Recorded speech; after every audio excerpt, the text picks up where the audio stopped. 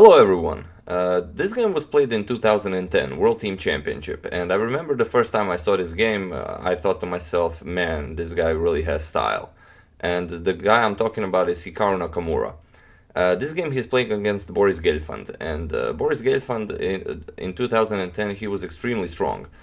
He was a sixth time he played in the candidates, and actually in 2011 he won the candidates tournament, and in 2012 he played against Viswanathan for the world championship title.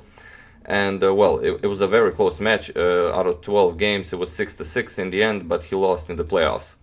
And Gelfand also won the 2009 World Chess Cup.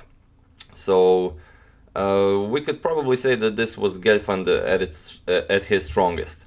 So let's see how this game went. Hikaru Nakamura is black and Boris Gelfand is white. We have d4 by Gelfand, knight to f6, c4, g6, we have knight to c3, bishop to g7, Hikaru's favorite, the King's Indian defense. We have e4, d6, knight to f3, Hikaru castles, bishop to e2, e5, Gelfand castles, knight to c6, d5, knight to e7, knight to d2, and now knight to e8. We have b4, and this is always a theme in the King's Indian defense. White will expand on the queen side and black will go for the attack on the king side. We have f5 by Hikaru, we have a c5 by Gelfand, knight to f6, we have f3, f4 by Hikaru, knight to c4, now g5 by Hikaru, and now a4 by Gelfand. And already you can see how white expanded very nicely here on the queen side, and Hikaru will continue with his plan, going for the attack on the king side. He plays knight to g6, we have bishop to a3, and Hikaru plays rook to f7. Hikaru wants to get this rook out of this f8 square that the bishop is hitting, and also it will help with the defense of the 7th rank. So we have b5 by Gelfand, and we have d captures on c5. We have bishop captures on c5, and now h5 by Hikaru. We have a5, and now Hikaru pushes g4. And the Gelfand also pushes b6. We have g3, king to h1, and now bishop to f8. Hikaru would like to exchange this dark squared bishop. We have a d6 by Gelfand, and a captures on b6. And in this position, well, this could be considered kind of a critical position of the game. In this position, Gelfand played bishop to g1. He could have played something like a captures on b6 and go for the exchange of rooks, and after c captures on d6, rook to d1 by Gelfand. But after knight to e8, this would be perfectly okay for black, and well, Gelfand decided not to go for this. So after Hikaru played a captures on b6 here, Gelfand put this bishop on g1. And Hikaru played knight to h4. The engine doesn't really like this knight to h4 move, but like I always say, I don't really care what the engine likes. I like the move. Well, Gelfand didn't realize in what kind of danger he was, and he played rook to e1. And this allows Hikaru one of the greatest combinations I've seen in modern chess. He plays knight captures on g2. Well, obviously the knight has to be captured. He's attacking the rook. Any move to play but capturing the knight would be simply rook to f1, and then he'd simply retreat with the knight to h4. And as this is actually playable, black would still be better here, because those kingside pawns are so far advanced.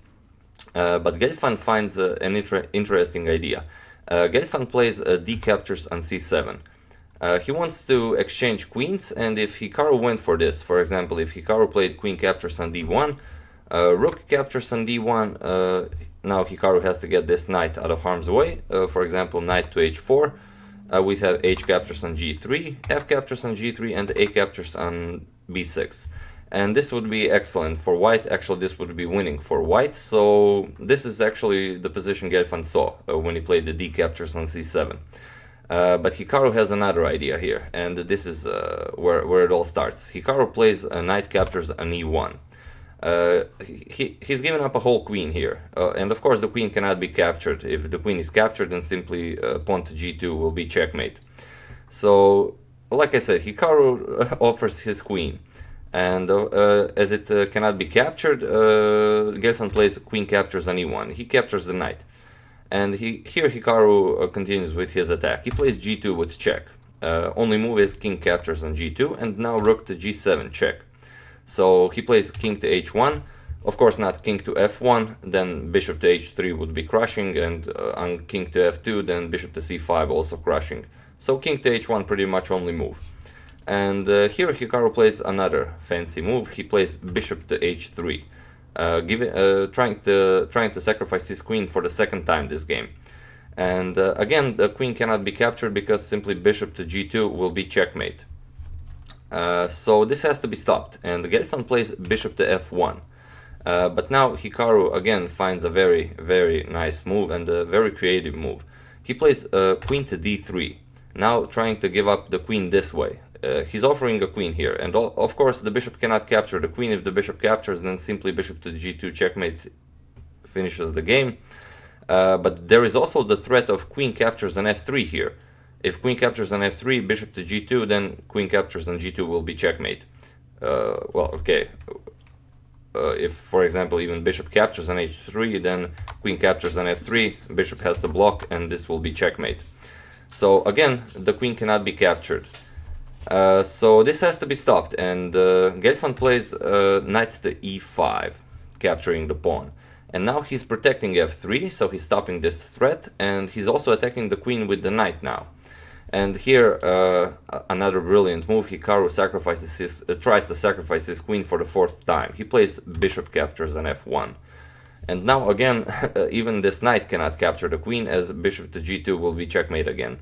And I'm sure at this moment Gelfand was pretty pissed for putting this bishop to g1, as this move allowed all of these tactics. And I don't know if this probably isn't one of Gelfand's favorite games.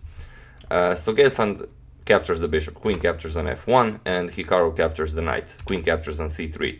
And now Hikaru is threatening to capture the knight here, and also he's threatening to play b captures on a5 here, undoubling the pawns, and well, this would be quite winning. So Gelfand tries another idea. He plays rook to c1, attacking the queen and preparing to promote this pawn into a queen of his own. So Hikaru just captures, queen captures on e5, we have c8 queen, rook captures on c8, rook captures on c8, and queen to e6. And in this position, Boris Gelfand resigned. After, well, the rook is attacked, he has to move it, and after something like rook to c1, simply even bishop b captures on a5 will be completely winning. Hikaru is up a piece, and well, he has this strong a and b pawn ready to push, and well, this is completely over. So yeah, like I said, I remember the first time I saw this game, I was like, yeah, this dude has style. And I really enjoy this game every time I see it. I do hope you enjoyed it as well. And as usual, you can check 2 of my previous videos here. Yeah, and that's it. A very nice game against someone who will the next year win the candidates tournament and play for the championship title.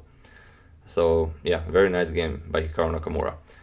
Thank you all for watching, and I will see you soon.